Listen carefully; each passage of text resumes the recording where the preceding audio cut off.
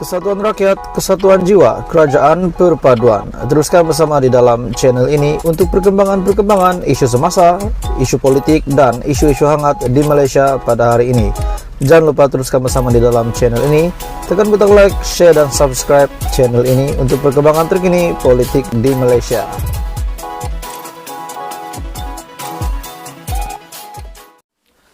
Hai semua, salam sejahtera Malaysia, tuan-tuan dan puan-puan semua. Satu berita hangat yang saya nak kongsikan kepada kamu. Pada 19 Disember ini, usul undi percaya. Ada yang yakin Perdana Menteri ke-10, Datuk Seri Anwar Ibrahim, akan mendapat majoriti 2/3. Pada masa yang sama, ada yang kata Anwar Ibrahim telah menempah satu situasi yang getir. Ada juga yang kata Anwar Ibrahim boleh kalah 19 Desember ini berkaitan dengan keabsahan beliau menjadi Perdana Menteri. Tetapi kita kena fikir, Perdana Menteri sendiri yang ingin mengadakan usul undi percaya ini, dan kita dapat lihat beliau sangat yakin bahwa majoriti akan terkumpul pada 19 Desember. Menurut yang saya tahu, ini adalah keputusan daripada Perdana Menteri ke-10 untuk mengadakan usul undi percaya pada 19 Desember. Kalau saya silap, Anda boleh betulkan di ruangan komen. Tetapi yang saya ingat begitu. Sebelum saya teruskan, tolong tekan butang subscribe supaya kamu tidak terlepas perkembangan politik terkini daripada channel ini. Saya nak kongsi dengan kamu satu spekulasi. Saya rasa, tuan-tuan dan puan-puan, salah seorang yang mungkin yang akan tarik sokongan yang tidak akan mengundi Datuk Seri Anwar Ibrahim pada usul undi percaya pada 19 Desember minggu depan, salah satu nama ini yang berada dalam kerajaan perpaduan hari ini. Saya percaya kamu pun sudah tahu bahwa Hishamuddin adalah salah seorang yang telah menandatangani akaun bersumpah SD kalau saya tak silap. Tapi yang saya yakin memang Hishamuddin Husin adalah salah satu yang telah menandatangani menyokong Muhyiddin Yassin sebagai Perdana Menteri. Jadi apakah relevan untuk Hishamuddin Husin untuk menyokong Datuk Seri Anwar Ibrahim pada 19 Desember ini? Jadi bagi saya, beliau tidak akan menyokong Datuk Seri Anwar Ibrahim pada 19 Desember ini di dalam usul undi percaya. Kenapa saya kata begitu? Sebab beliau adalah salah satu yang telah menyokong Muhyiddin Yassin pada PRU15 untuk menjadi Perdana Menteri. Tetapi dalam masa yang sama beliau adalah Barisan Nasional UMNO. Jadi, mana relevannya beliau menyokong Anwar Ibrahim pada 19 Desember ini? Tidak mungkin. Tetapi di dalam kerajaan perpaduan, tetapi BN adalah di dalam kerajaan perpaduan, dan secara tidak langsung beliau juga di dalam kerajaan perpaduan. Tetapi beliau telah menyokong Muhyiddin Yassin pada PRU15 untuk Muhyiddin Yassin naik lagi sebagai Perdana Menteri untuk mencipta sejarah seperti yang pernah dilakukan Dr. Mahathir. Cerita tentang Dr. Mahathir pula.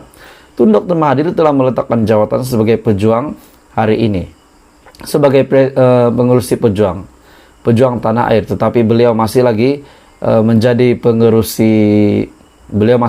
pengurusi gerakan tanah air. Jadi tuan-tuan dan puan-puan, salah satu nama yang saya boleh kongsikan dengan kamu yang mungkin ataupun memang tidak akan menyokong Datuk Seri Anwar Ibrahim pada 19 Desember ini adalah Hishamuddin Husin. Sebab beliau pernah membuat satu kenyataan, sekiranya BN menyokong PH untuk membentuk kerajaan sebelum ini pada PRU15, sebelumnya pembentukan kerajaan perpaduan disahkan, beliau ada membuat kenyataan bahwa beliau sanggup meletakkan jawatan daripada bergabung dengan Pakatan Harapan. Jadi tuan-tuan dan puan-puan semua, walaupun Hishamuddin tidak menyokong Datuk Seri Anwar Ibrahim pada usul undi percaya pada 19 Desember ini, saya yakin bahwa Datuk Seri Anwar Ibrahim tetap akan dapat majoriti 2/3. Saya yakin sebab banyak penganalisis politik, pemerhati politik yang juga berkata sedemikian, dan saya juga sendiri berkata demikian. Jadi tuan-tuan dan puan-puan semua, apa komen Anda? Adakah dengan satu undi yang hilang daripada kerajaan perpaduan yang menyokong Datuk Seri Anwar Ibrahim sebagai Perdana Menteri ke-10, keabsahan beliau, adakah satu sokongan ini akan menggugat kedudukan Perdana Menteri? Jadi tuan-tuan dan puan-puan semua, teruskan bersama di dalam channel ini untuk perkembangan politik dalam channel ini. Salam sejahtera Malaysia, tuan-tuan dan puan-puan semua. Terima kasih sudah meluangkan sedikit masa untuk menonton isu hangat daripada channel ini. Kita direct to the point saja maklumat ataupun isu hangat hari ini. Tapi sebelum itu, saya meminta jasa baik kamu untuk tekan butang subscribe supaya kamu tidak terlepas perkembangan terkini daripada channel ini. Hari ini kita sudah tahu perjanjian kerajaan perpaduan, intipati perjanjian kerajaan perpaduan yang sudah dimeteraikan antara parti-parti di dalam kerajaan perpaduan, Pakatan Harapan, Barisan Nasional, GPS, GRS, dan beberapa parti yang lain termasuk Warisan dan juga parti kecil yang lain dan juga beberapa wakil rakyat, wakil bebas. Tuan-tuan dan puan-puan semua, satu yang saya nak kongsi dengan kamu hari ini. Setelah lama berdiam diri, akhirnya Tokmat ataupun Muhammad Hassan ataupun Menteri Pertahanan di dalam Kabinet Kerajaan Perpaduan Datuk Seri Anwar Ibrahim telah membuat satu kenyataan yang mengejutkan. Daripada Astro Awani, satu tajuk berita yang saya nak ulas, yang saya nak kongsi dengan kamu, di mana berita hangat pada hari ini yang bertajuk Barisan Nasional Pakatan Harapan belum berbincang kerjasama hadapi 6 PRN, kata Tokmat. Jadi mereka belum berbincang berkenaan dengan kerjasama mereka untuk menghadapi 6 PRN lagi.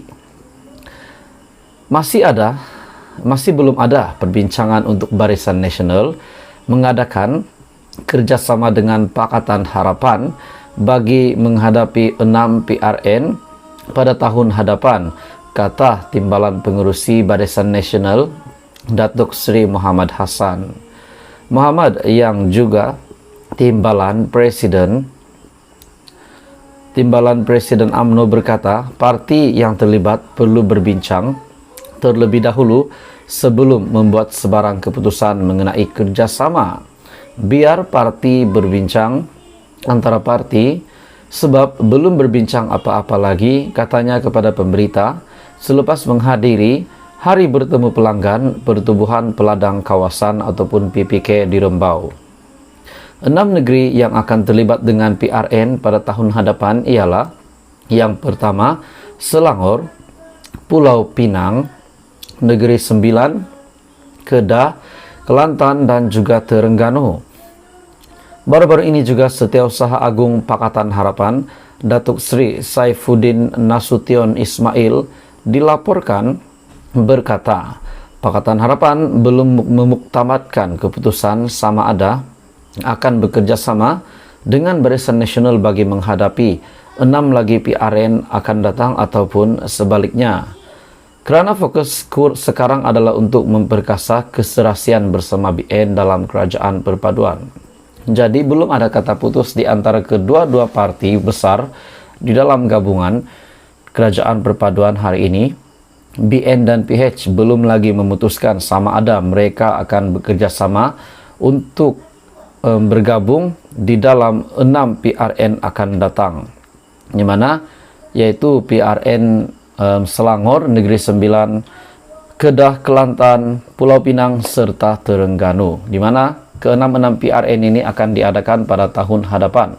Jadi, tuan-tuan dan puan-puan semua, adakah relevan bagi mereka untuk tidak bekerja sama ataupun memberi peluang kepada BN ataupun PH di dalam PRN tersebut untuk menjadi satu saja calon?